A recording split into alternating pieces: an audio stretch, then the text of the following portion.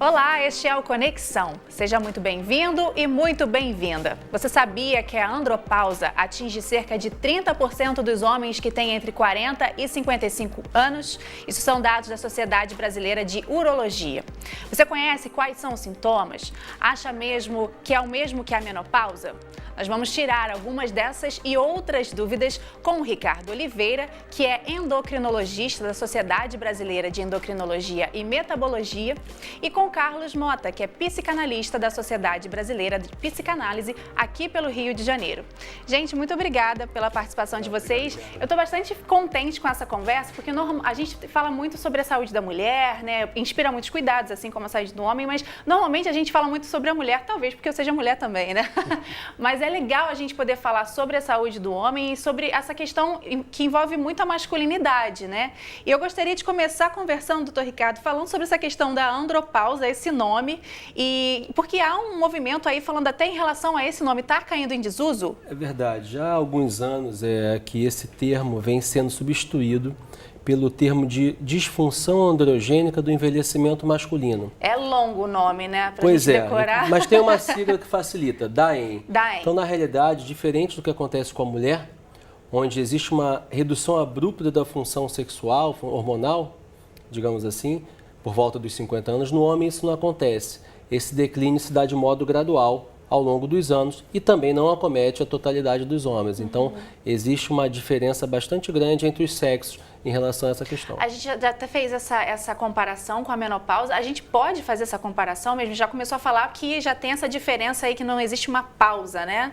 Eu acho problemática essa comparação com a menopausa, porque, claro que ambos os quadros têm a ver com a redução hormonal, né? No caso da mulher, muito abrupta e muito violência, uma certa falência ovariana, né? Que leva à perda de produção de progesterona, de estrogênios.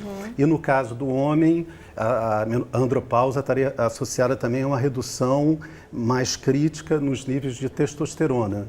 Mas há uma diferença fundamental, porque é isso que se dá abruptamente na mulher. No homem é uma coisa gradual e que um percentual grande de homens, assim, 50% de homens com 80 anos, não vão ter andropausa, não vão ter nunca andropausa. Nisso aí então, vocês saem na frente até, né? Se a menopausa é algo presente na mulher de qualquer maneira, a andropausa é alguma coisa que pode acontecer ou não. Em acontecendo, é fundamental que se faça o diagnóstico. E por que não acontece com todos os homens? Isso depende. Já se sabe? Por exemplo, a função ovariana, ela tem data para começar, né, por volta de entre 8 e 10 anos na menina, e data para terminar, porque existe um número limitado de óvulos e tudo mais, que isso vai terminar. Isso é na média em 400 mil, então vai terminando ao longo da vida. No homem, a função testicular, ela persiste. Ela vai reduzindo ao longo dos anos, marcadamente após os 45, 50, 60, mas você consegue manter uma produção residual. Não existe uma causa específica, não que eu saiba, mas existe essa diferença bem marcada entre as gônadas masculina e feminina. Agora, como que o homem consegue identificar, doutor, que ele está passando pela andropausa, né? Chegou a andropausa para ele? Quais são os sintomas? Quer dizer, ele é acometido de alguns sintomas, entre eles, às vezes, alterações emocionais, cansaço, irritabilidade, às vezes quadros depressivos. Também é muito comum perda de massa muscular, fraqueza muscular, alterações de osteoporose, quer dizer, uma série de questões propriamente dessa ordem mais sistêmica, mais clínica, mais abrangente. E há também alterações da própria libido, de uma diminuição de libido e, às vezes, disfunções da função sexual, a disfunção erétil ou outras disfunções. Então, com esse tipo de quadro, esse homem vai a um médico, provavelmente um endócrino, né? Para fazer uma avaliação se esse tipo de conjunto de sintomas cursa juntamente com um decréscimo importante, crítico, dos níveis de testosterona. Caso isso se confirme, aí seria feito o diagnóstico de andropausa. Agora, todos esses sintomas podem ser devidos a várias e várias outras causas, o que abre a questão desse tipo de problemática para várias e outras áreas, inclusive para a área psicanalítica. E assim, tem a questão psicanalítica, mas eu também gostaria de perguntar se tem a ver até com o próprio envelhecimento, né? Alguns desses sintomas, essa questão de massa muscular e tal, pode também ser associada realmente ao envelhecimento? O Carlos tocou muito bem, né? A questão do déficit de testosterona, que é o principal hormônio sexual masculino. Mas, na realidade, a maioria dos sintomas eles são inespecíficos, né? Então, fadiga, cansaço, diminuição da função erétil, são coisas que se confundem com o próprio envelhecimento. Sim.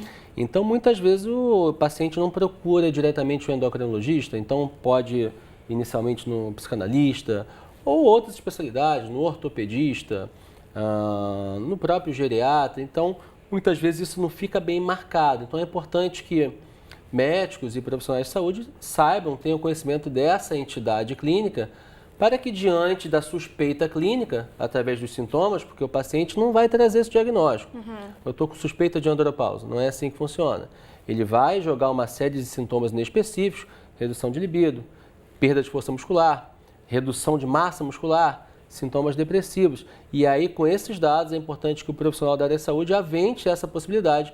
E aí, com isso, a dosagem de testosterona no sangue é o principal parâmetro para se fazer o diagnóstico quando existem suspeitas clínicas. Então, o diagnóstico é o exame, depois de relatados esses sintomas, o exame de sangue é o que chega ao diagnóstico. O diagnóstico do DAEM, que é a disfunção androgênica do envelhecimento masculino, se dá na presença de níveis baixos sanguíneos de testosterona, concomitante à presença de sinais clínicos. Então, não adianta ter só sintoma e não adianta ter só baixa de testosterona. Tem que haver a combinação dessas duas situações. Tá. Agora, falando sobre como que eles chegam por exemplo, procurando uma psicanálise e tal. Eles chegam relatando esses sintomas, por exemplo, como o senhor disse, né, da depressão e tal. Eles conseguem saber que isso tem a ver com seus hormônios ou eles acham que tem a ver com uma questão de cansaço, do estresse? Olha, inicialmente, eu acho que nem eles, nem nós, assim, podemos saber que isso tem a ver com a questão hormonal. Isso é uma questão que vai ser fruto de uma investigação, né? E eu acho que é importante para o médico ter uma abertura inicial para contemplar todas as possíveis causas que possam levar a essa sintomatologia, principalmente as questões ligadas à sexualidade, né? Que são a questão da perda de libido, diminuição de libido, dificuldades de ereção, né? De ejaculação, quer dizer, então como poder escutar, pensar e avaliar ao que esse tipo de sintoma poderia estar relacionado. Até porque isso acontece muitas vezes no momento onde o homem, o ser humano, o homem e mulheres, estão passando por problemas assim, vitais, às vezes muito importantes, né? De crise de meia-idade, de uma série de questionamentos em termos familiares, em termos sociais, em termos profissionais, né? De inserção no trabalho, a saída dos filhos de casa, quer dizer, o próprio repensar a vida, os ideais, aonde se chegou, aonde não se conseguiu, né?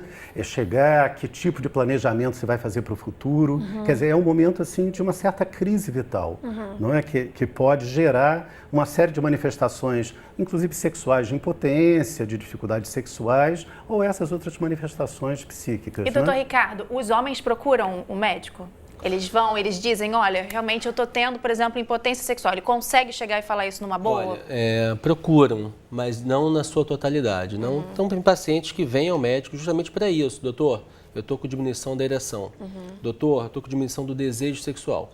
Mas existe também uma boa parcela dos pacientes que não traz isso ativamente na consulta, que isso deve ser buscado pelo profissional médico, né, durante a anamnese.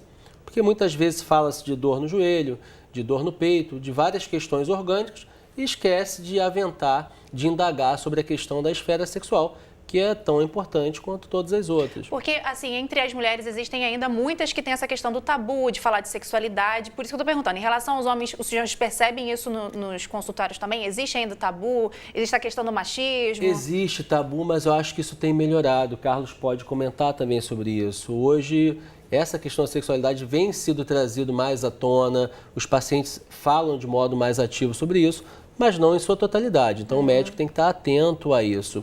Isso é particularmente importante, né, quando o paciente se depara com um profissional do outro sexo, né? Com a médica. Muitas vezes a pessoa de mais idade não sente abertura para falar a respeito de sexo com uma médica, por exemplo, mais jovem do que ele.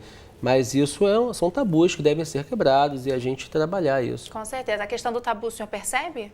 Então, percebo, mas como o Ricardo falou, assim, de uma maneira bastante reduzida, muito mais reduzida do que já foi, até porque de alguma maneira a gente vive um momento onde, pela própria longevidade muito maior, né, tanto de homens quanto mulheres, principalmente as mulheres vivem mais que os homens, mas a questão assim de como é essa vida depois dos 50, dos 60, que era quase que um marco assim de uma entrada numa velhice recolhida, né, e um pouco fora do circuito da vida, isso tem sido quebrado a cada instante, né? Com a ideia da terceira idade. Cada vez menos, né? Como uma idade de vitalidade, de usufruir da sexualidade, das relações amorosas, né? De ser uma idade produtiva, profícua. Quer dizer, tudo isso faz com que tanto homens quanto mulheres e a própria mídia faça com que esses temas, antes que eram muito tabus, passe a circular e façam com que as pessoas percam as inibições que tinham antes para tocar nesses assuntos. Bacana. Olha só, no Fora do Ar eu estava conversando aqui com os doutores sobre essa questão de que toda vez que a gente procura no Google, né,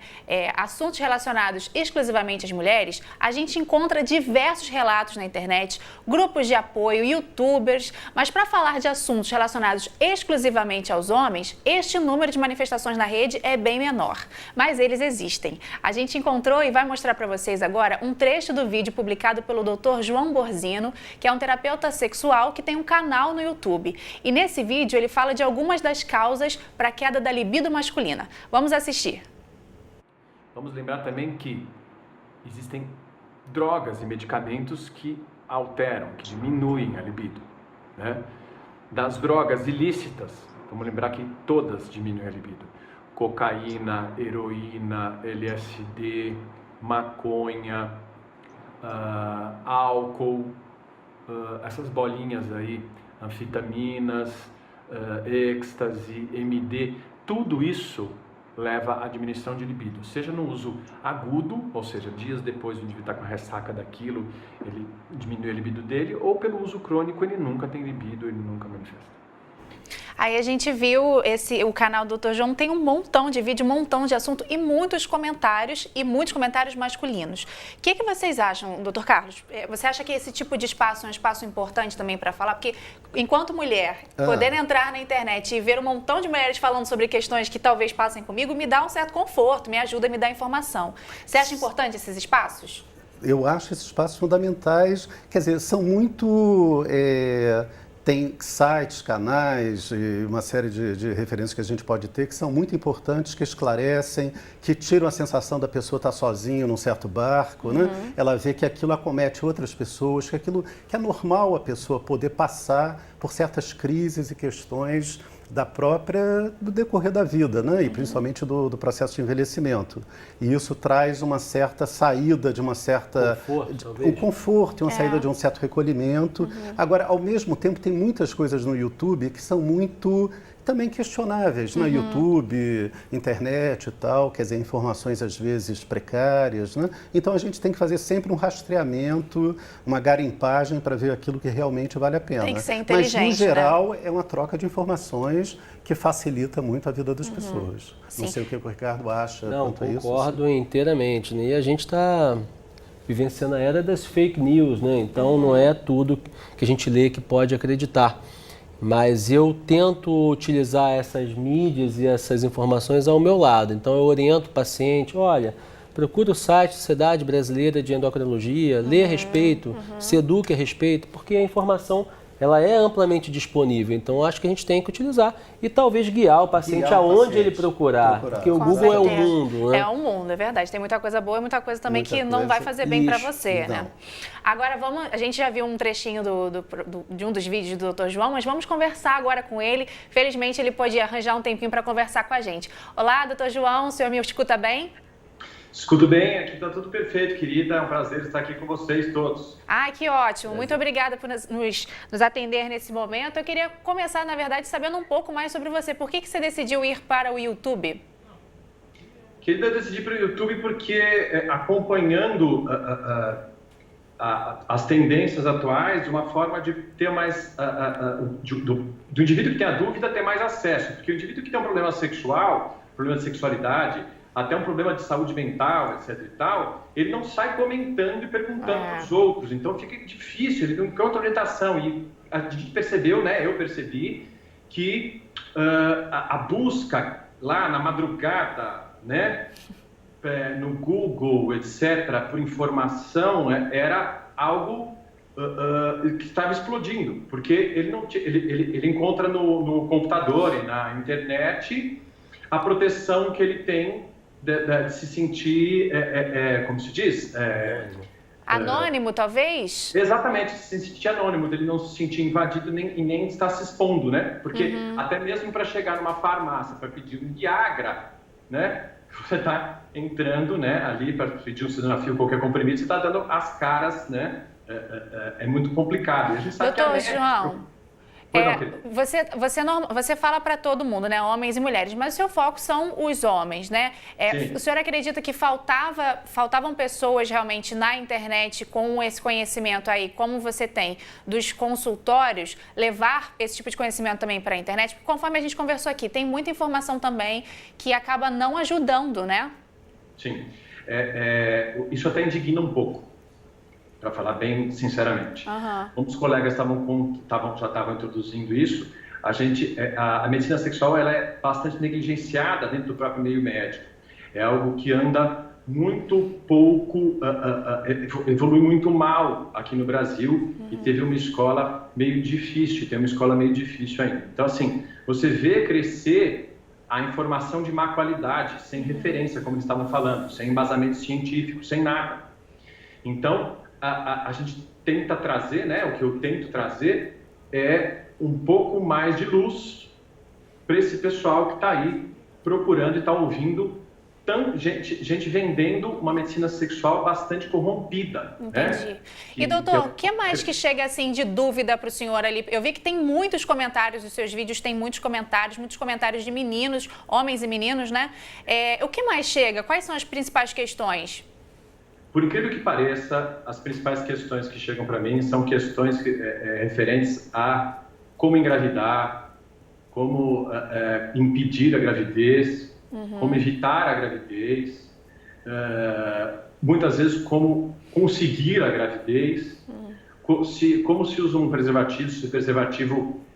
mitos ainda que a gente desacredita ainda existir nessa época de tanta mídia, de tanta informação, como, por exemplo... se espermatozoides atravessam o látex de um preservativo, né? Se encostar uma roupa, né? uma roupa íntima que esteja tomada por espermatozoides na roupa da outra pessoa, isso engravida, quer dizer, coisas que você... um universo que a gente mal imagina. Vários mitos, né? Acredito. E sobre a andropausa, já chegou alguma coisa para o senhor, assim, as pessoas mais velhas perguntando? Sim. As mulheres perguntam muito da menopausa, das mulheres, né? E alguns homens, não numa quantidade muito grande, uma quantidade bastante intermediária, chegam a comentar isso, porque o que existe é um mito da virilidade, né? O indivíduo ele não sabe envelhecer e ele está programado desde que ele nasceu para perder a virilidade com a idade, que não é verdade. A realidade sexual que se vive é muito diferente da realidade sexual verdadeira. Vivemos aquela que compramos, né? Então, as perguntas vêm exatamente disso, em cima da testosterona. Parece que a testosterona seria algo mágico, o santo graal da função sexual masculina, né? E não é. Os indivíduos, o que é entendido é o seguinte: a função sexual masculina, principalmente a libido, que é o mais correlacionado à função da testosterona, ela é muito variável com os indivíduos, porque você tem, só para você entender o range que vem no exame, entre 300 e 800, você tem de unidades de testosterona. A variação, né? A variação é muito grande, Sim. Porque a gente tem uma variação durante o dia, uma oscilação durante o dia bastante grande, mas o registro antes dos 30 anos é aquilo que traz para a gente da realidade de testosterona daquele indivíduo. E a gente não tem, porque não significa que o indivíduo que tem 800 de testosterona tem mais libido do que um que tem 300, porque essa testosterona tem que funcionar nele. Essa questão de informação realmente é o que a gente sempre acaba encontrando aqui, né? A gente precisa cada vez mais disseminar a informação, porque coisas que às vezes a gente acredita que já estavam determinadas, já estavam ensinadas, muitas pessoas ainda têm dúvidas, né? E esses canais do YouTube acabam sendo realmente uma dessas soluções. Eu quero muito agradecer a sua participação, doutor João. Muito obrigada, viu? Volte sempre aqui e nós estamos acompanhando as suas publicações lá no canal.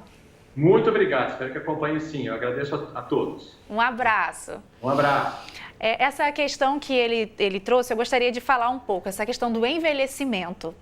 Você concorda com isso que ele falou, que a gente ainda não sabe lidar com essa questão do envelhecimento?